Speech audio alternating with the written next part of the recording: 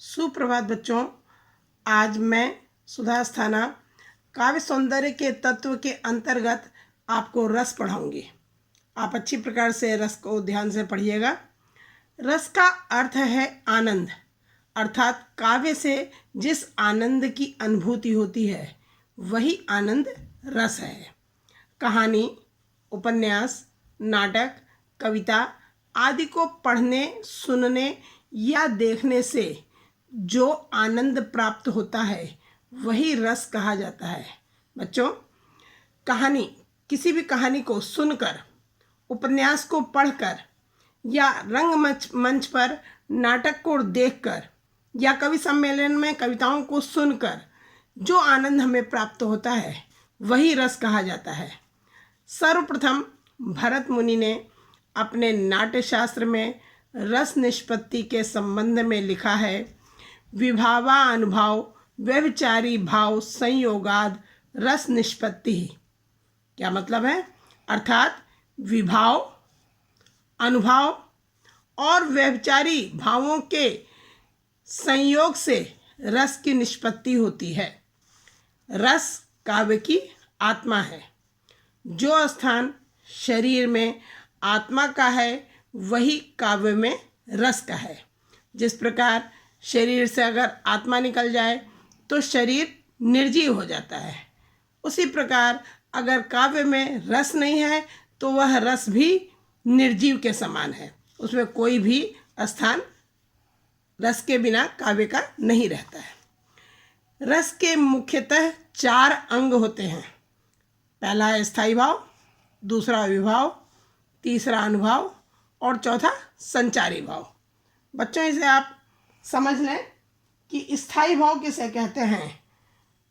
मनुष्य के हृदय में हर समय रहने वाले भाव स्थायी भाव कहलाते हैं। ये मनुष्य के हृदय में सुप्तावस्था में विद्यमान रहते हैं। दूसरा है विभाव।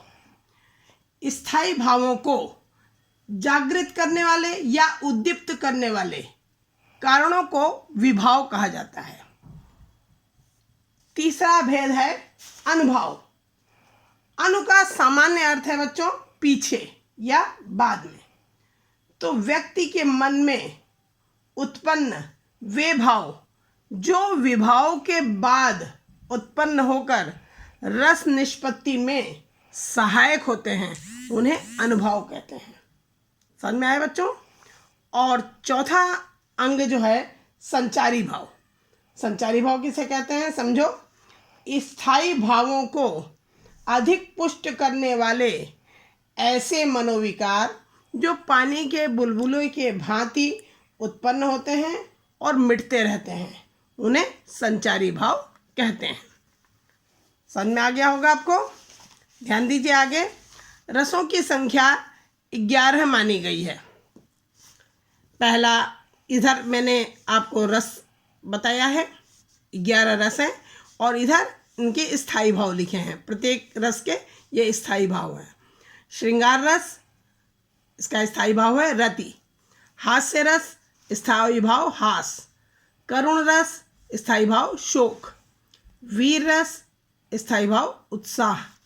शांत रस, स्थायी भाव निर्वेद। रौद्र रस, स्थायी भाव क्रोध। अद्भुत रस, स्थायी भाव है विस्मय। भयानक रस, स्थायी भाव है इसका भय। विभत्स रस, स्थायी भाव है जुगुप्सा। वात्सल्य रस, स्थायी भाव स्नेह। और लास्ट भक्ति रस, इसका स्थायी भाव है देव विषयक रति। देवताओं के संबंध में जो प्रेम है उसे भक्ति रस की संज्ञा दी गई है।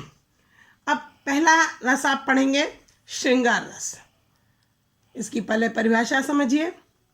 स्त्री पुरुष के पारस्परिक प्रेम के वर्णन से हृदय में उत्पन्न होने वाले आनंद को श्रृंगार रस कहते हैं। यह रसराज भी कहा जाता है। किसे? श्रृंगार रस को रसराज भी कहा जाता है। इसका स्थायी भाव रति है।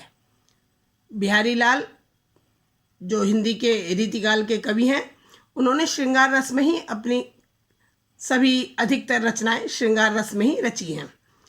श्रृंगार रस के दो भेद होते हैं, पहला संयोग श्रृंगार रस और दूसरा वियोग श्रृंगार रस। वियोग को विप्रलंभ भी बोला जाता है, चाहे आप इसे वियोग कह सकते हैं या विप्रलंभ भी कह सकते हैं।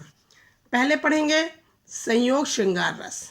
इसकी परिभाषा देखिए, जब नायक नायिका के विविध प्रेमपूर्ण कार्यों, मिलन, वार्तालाप, स्पर्श आदि का वर्णन होता है, तब संयोग श्रृंगार रस होता है।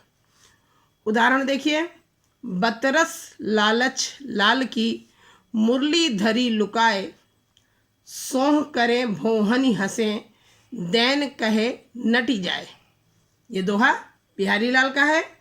श्री कृष्ण जी की मुरली को राधा छुपा कर रख देती हैं और जब श्री कृष्ण उनसे मांगते हैं तो वे उन्हें इशारों में मना करती हैं। आगे देखिए स्पष्टीकरण। पहला है स्थायी भाव, इसका स्थायी भाव रति है। दूसरा विभाव, विभाव में भी बच्चों दो भेद होते हैं, पहला होता है आलम्बन और दूसरा होता है उद्दीपन। तो आलम्बन इसका क्या है, कृष्ण, और उद्दीपन बतरस लालच यानी बात करने का बहाना, और इसका आश्रय राधा है। तीसरा अंग है अनुभव। अनुभव के अंतर्गत क्या क्या आएगा इसमें, बांसुरी का छिपाना, किसने छुपाई बांसुरी, राधा ने।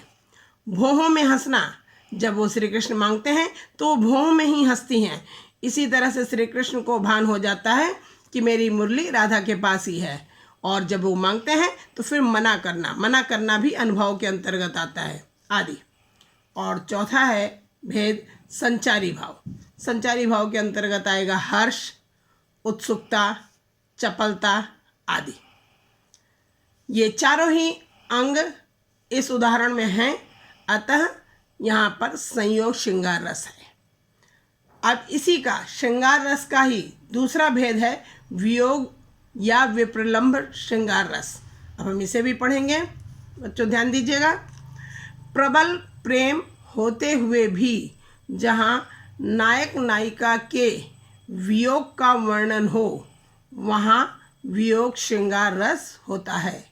उदाहरण देखिए, ऊधो मन न भये 10-20, एक हुतो सो गयो श्याम संग, को अवराधे ईस, इंद्री शिथिल भई केशव बिनु, ज्यों देही बिनु शीस।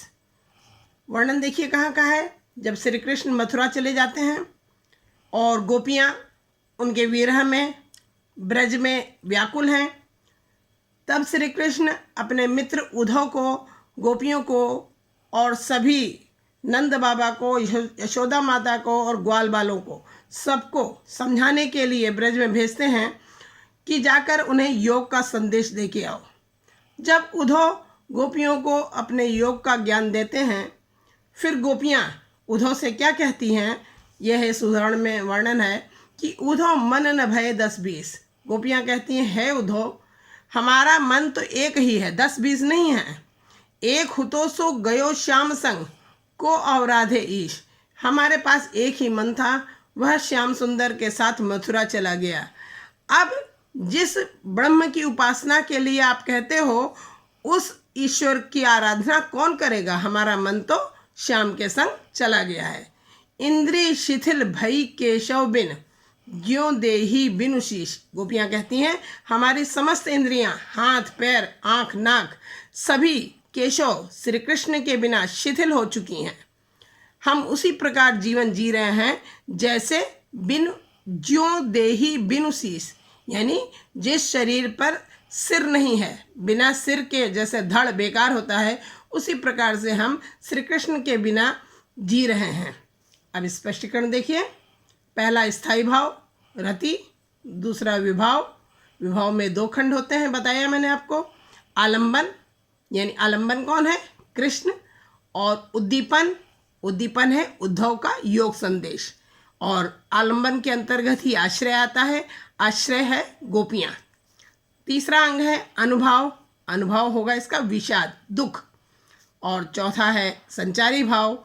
संचारी भाव के अंतर्गत आप लिखेंगे दैन्य, जड़ता, स्मृति आदि। यहाँ पर भी रस के चारों अंग विद्यमान हैं, अतः यहाँ पर वियोग श्रृंगार रस है।